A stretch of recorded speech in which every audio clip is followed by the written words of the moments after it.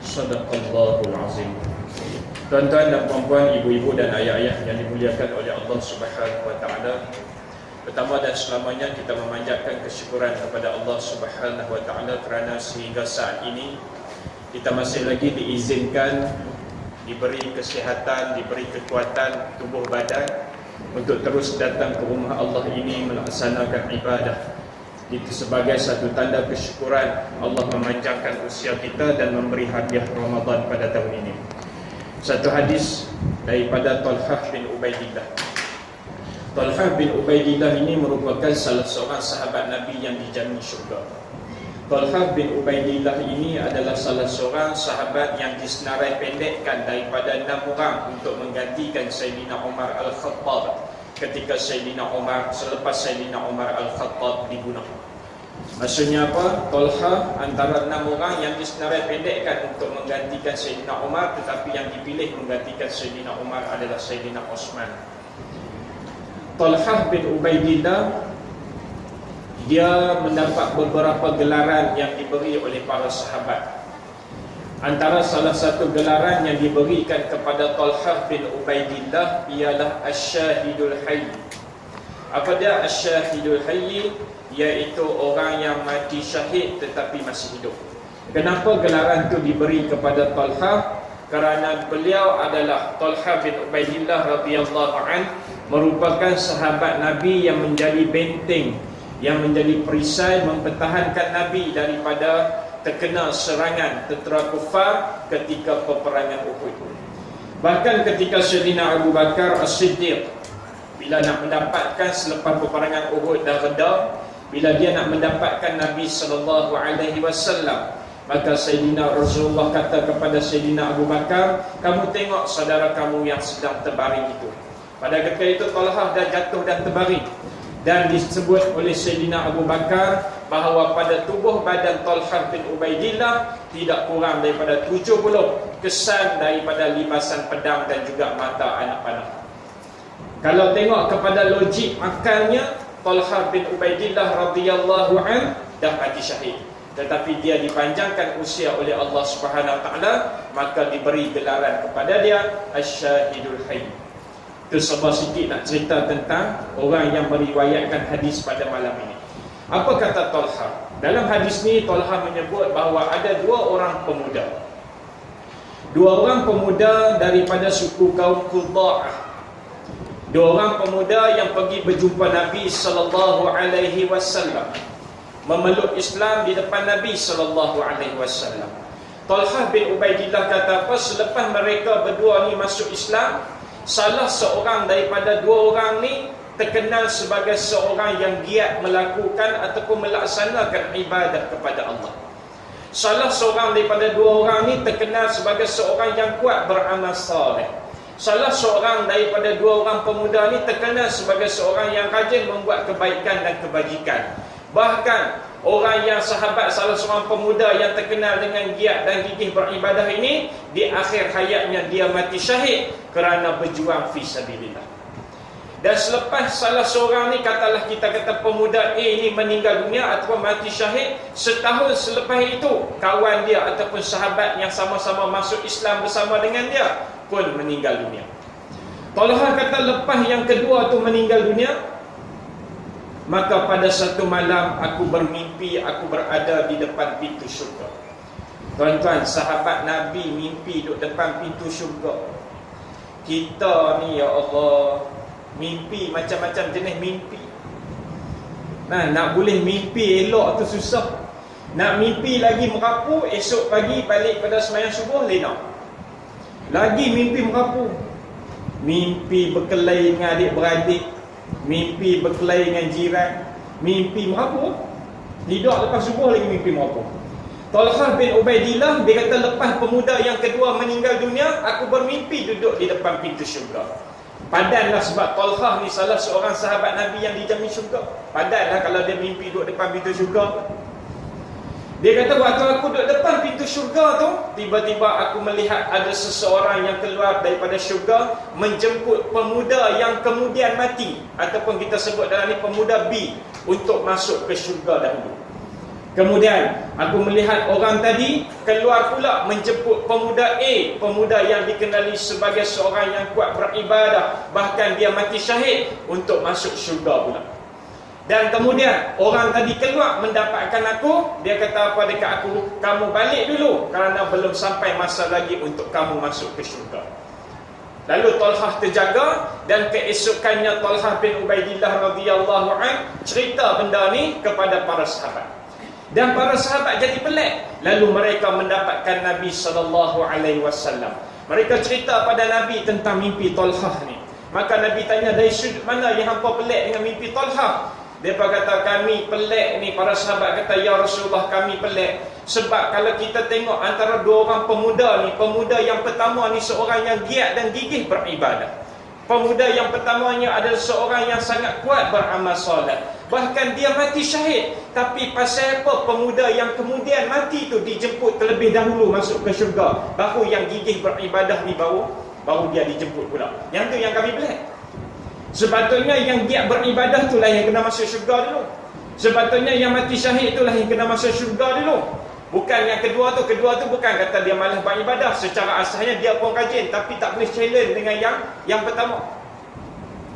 Nabi kata apa? Alaysa qad makatha hadha ba'dahu sanah. Nabi kata kepada para sahabat, bukankah pemuda yang kemudian mati tu lepas pada kawan dia si A meninggal dunia ataupun mati syahid, bukankah dia hidup setahun lagi? Qalu bala. Para sahabat kata, ya benar Rasulullah, dia hidup setahun lagi. Lalu Nabi menyambung, wa adraka Ramadan fasamahu wa salla kadha wa kadha min sajdati fis sanah.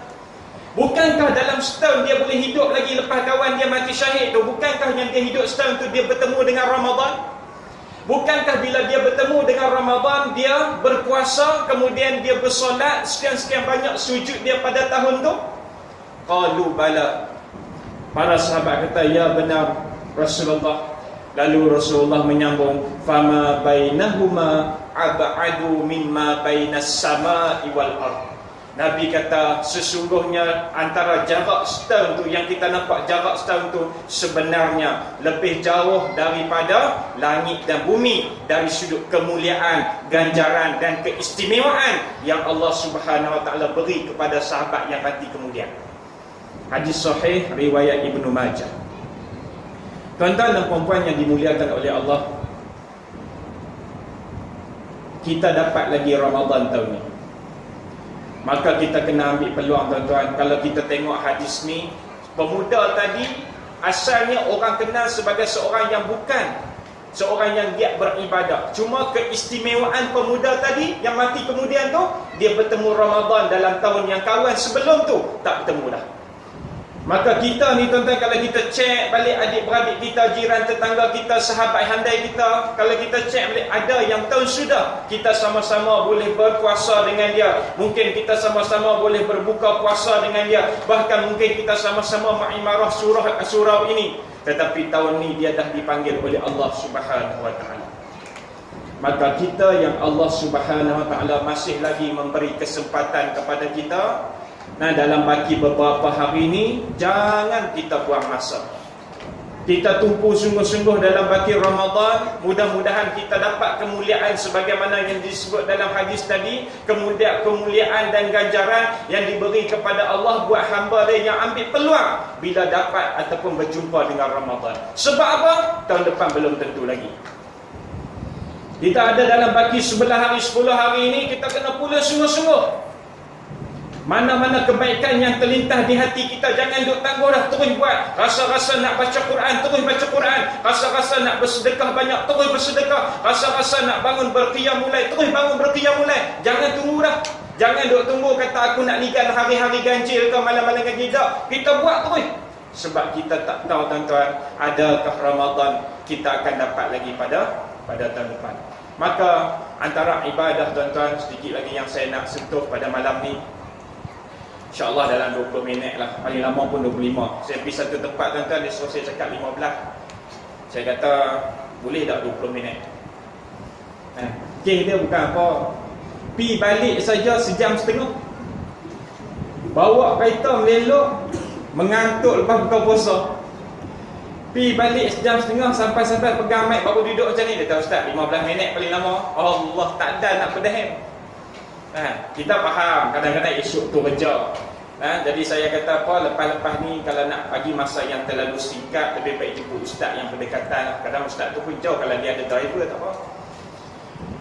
Ni saya dekat je dengan tadi nak main sini 20 minit, pergi balik 40 minit, boleh lah kalau 20 minit tu jadilah. Saya nak masuk tuan-tuan sikit lagi. Dalam baki kita ada masa yang kita ada ni tuan-tuan. Saya tertarik dengan satu ulasan yang disebut oleh Dr. Salah Abdul Fattah Al-Khalidi.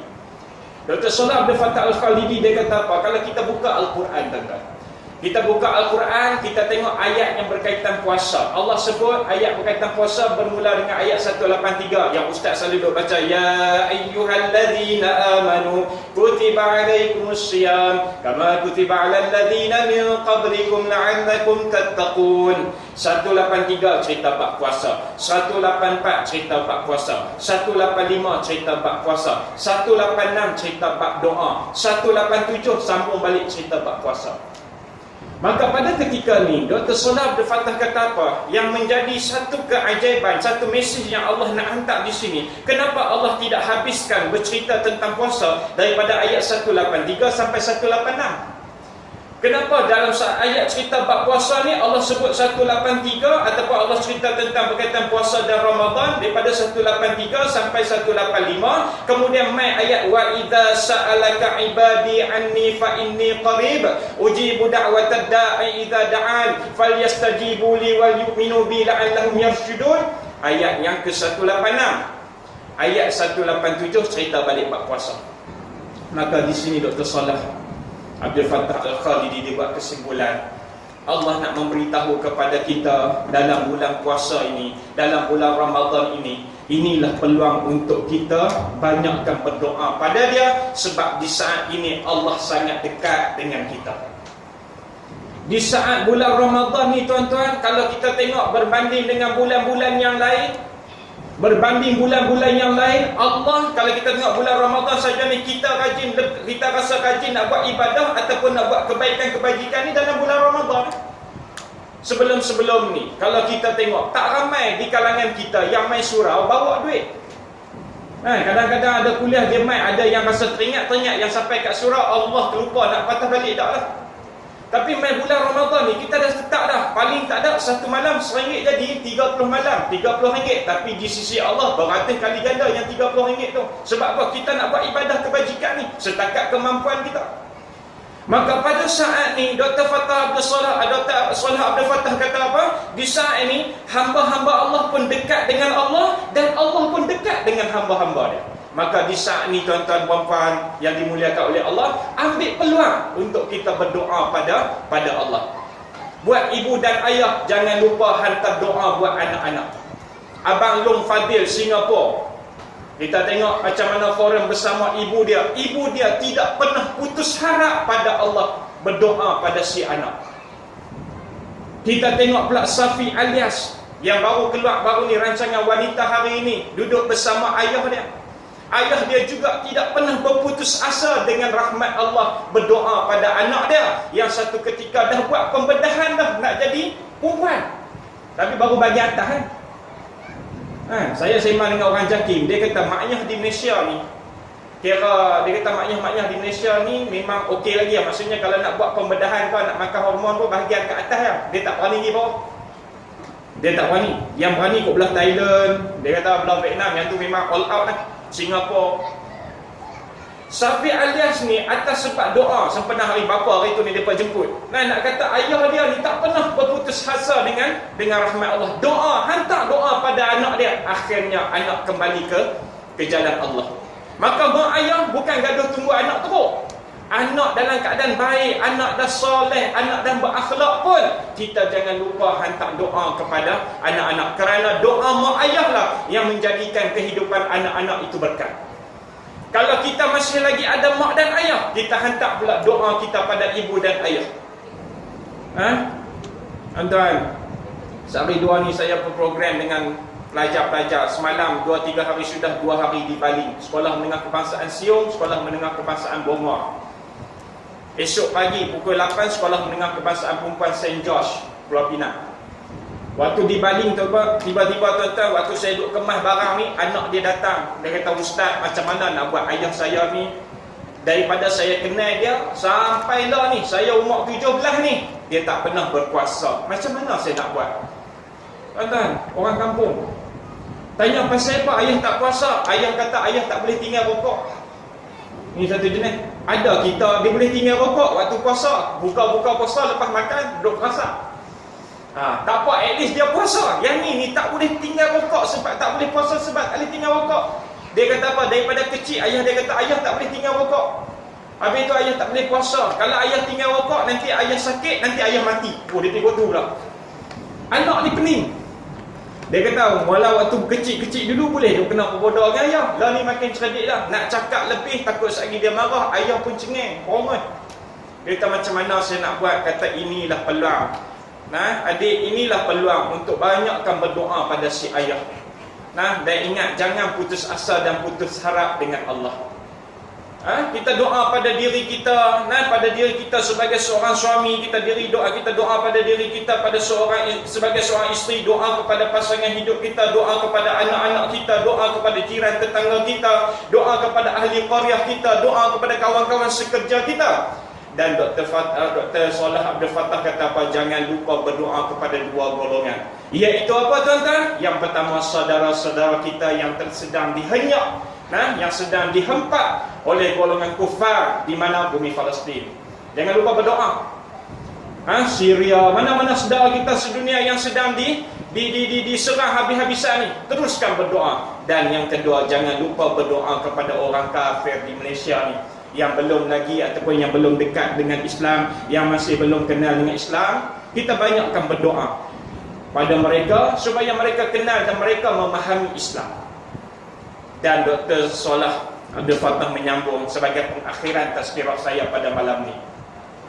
Dua waktu dalam bulan Ramadan ni jangan lepas langsung.